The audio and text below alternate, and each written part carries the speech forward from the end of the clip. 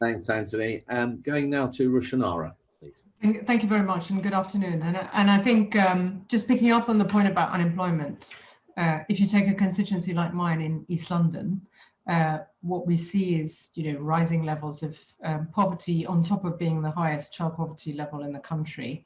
And the point that Paul Johnson was making about the London labour market, so in areas like mine where you've got a lot of people in the front line doing insecure work, they've just been hit very hard. So I think this point about regional imbalances and inequality and not just focusing on averages is very well made. So I wanted to focus my questions on the impact of COVID on the economy, but also what the impact would be of no deal on top of that, if we end up with no deal, or some sort of free trade agreement.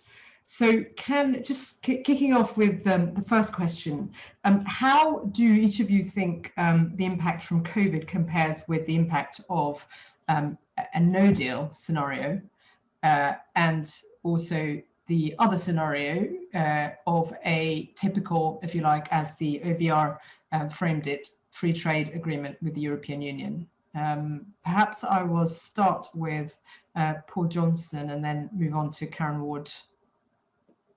Well, I mean, very briefly, COVID obviously has a far bigger effect in the short run. I don't think Brexit's going to knock 20% off the economy next year, but probably a much smaller effect in the long run. So the OBR central scenario is that 4 or 5 years out, COVID will knock 3% off the size of the economy otherwise would be. Karen thinks that might be overly pessimistic. I'm not sure about that, but even so, if that's right, then that's considerably less than the long run impact of Brexit, either with the sort of fairly thin free trade agreement that we're looking at, or a no deal Brexit. So I think the short answer is Brexit has a bigger effect in the long run, but COVID obviously has a much bigger immediate effect. And what sort of numbers do you think that what would be the long run effect in a no deal scenario and a thin free trade? If you had to put numbers on it, would you concur with the OBR numbers? Well, I defer to Karen and Jagjit, who kind of do their own work modelling on this. But yes, I think the OBR is broadly in the, is well within the consensus of what most people who have worked on this believe. Yep. And if you had to put numbers next to that in relation to unemployment in the long term of no deal, would you agree with the head of the OBR in terms of the potential numbers of up to 1 million in a no deal scenario, and what might be the sort of figures in a thin free trade agreement? Would you be able to put some numbers next to unemployment numbers? Any of you? Well, I think the long term, and if we're looking decade or more, it's not really unemployment where you see the long term effects of these kinds of policies. It's in lower productivity and lower wages.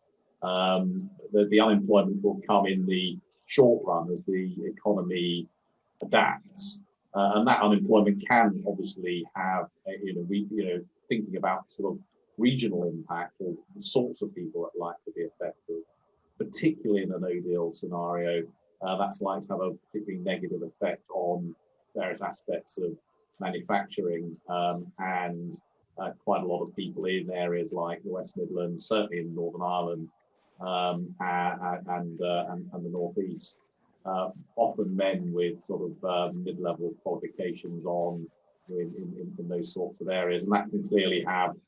We know from history that the impact on unemployment there can be quite long run, but in the longer run, the main impact would come on a restructuring of the economy and probably lower wages. I think it's also worth saying that there's a real issue around how this will impact on services. I mean, the UK is more dependent on services exports than I think any other country in the world, at least any other one that isn't a sort of, a tiny island. And services exports are clearly very much helped by the way that the single market works, and without the sorts of mutual recognition and so on, that could have a significant negative impact. Now, that's actually much harder to know and much harder to model than the impact on manufacturing. So I think that the long-term consequences for the structure of the economy, and actually particularly for some of our more productive sectors, could be quite significant. But I think one should think about it in terms of average living standards or wages rather than unemployment in the long run, although you can certainly think about unemployment as a big short-run impact. And the unemployment according to the OBR is set to peak at 8.3% in a no-deal scenario. You would agree with that, all of you? Well, as I say, we don't do our own modelling of that, but again, I think that's probably a pretty consensus sort of. Okay. Thank you. Karen Ward, would you like to come in? Yeah, certainly. I mean, I'll agree with a lot of Paul said, certainly in terms of the timing in which we would feel the effects. And I think that is because, in my view, the COVID shock is a largely demand side shock, and the no deal scenario is largely a supply side shock.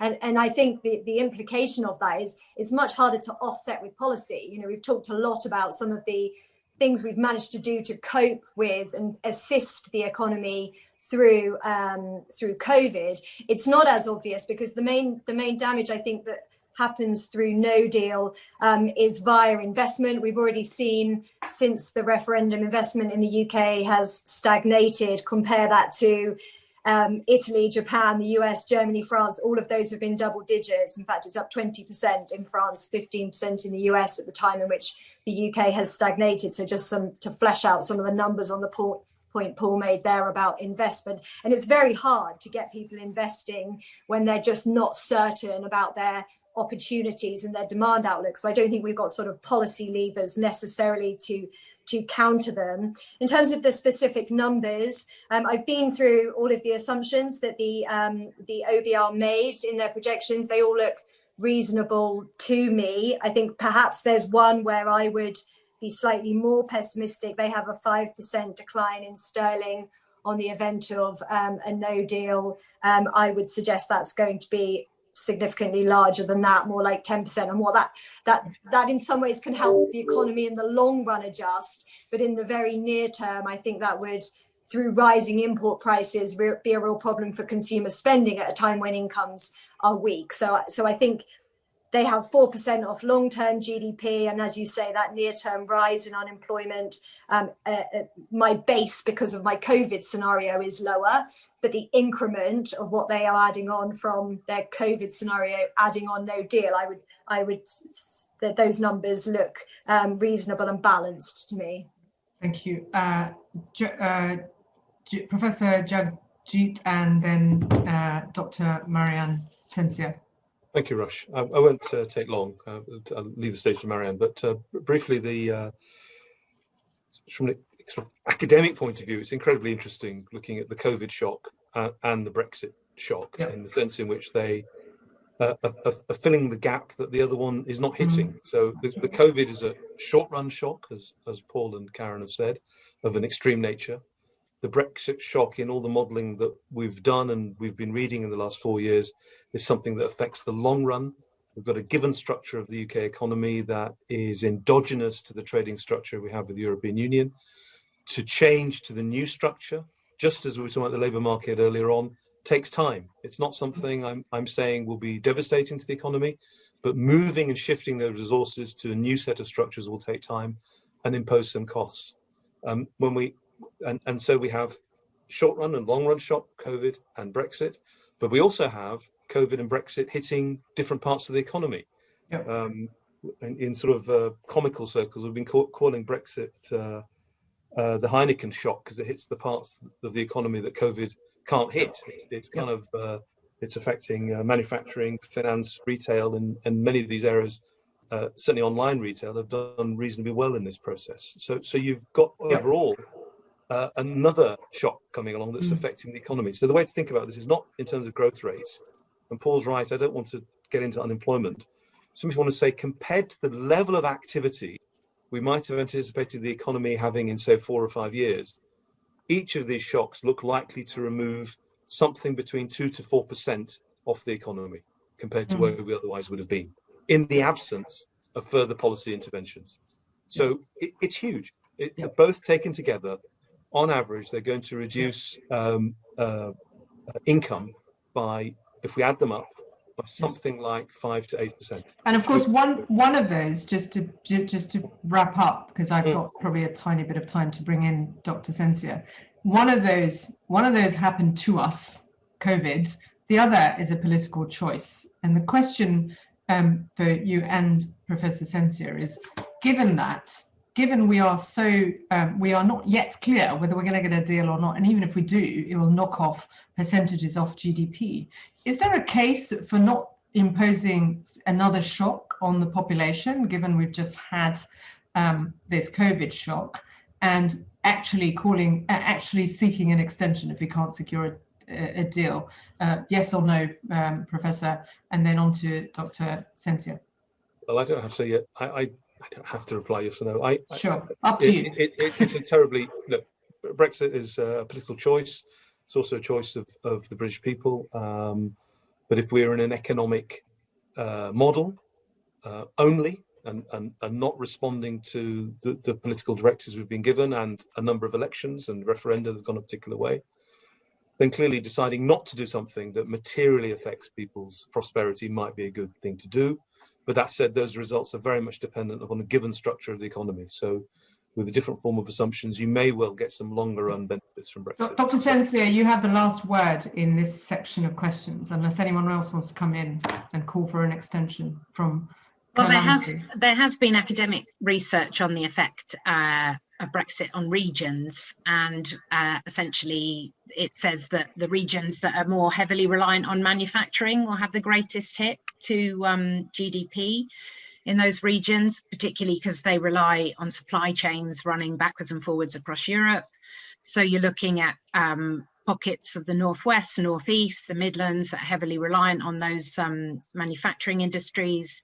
And as Judge just said, it'll work against COVID. You know, maybe those sectors have been working through COVID, but then the hit of Brexit will make things worse. And I think it is quite worrying what this government is doing to agriculture, because I think, you know, we all realised how important food was in this crisis. And if we're really going to start threatening the food supplies and security of this country, and damaging the income of the farmers who we want to look after our land and to help with, you know, flood defences and other important things like that, we need to really respect their rights and wishes, and they should be right at the middle of the policy making process, I think, going forward, fishermen and agriculture farmers. So yeah, I'll finish there.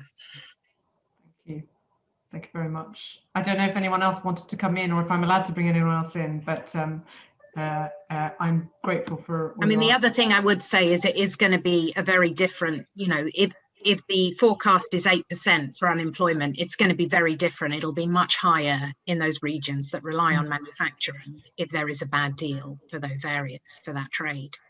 Because the jobs will go to Eastern Europe, the jobs will go where it's easier to trade and manufacture. Doesn't bear thinking about. Thank you very much. Great.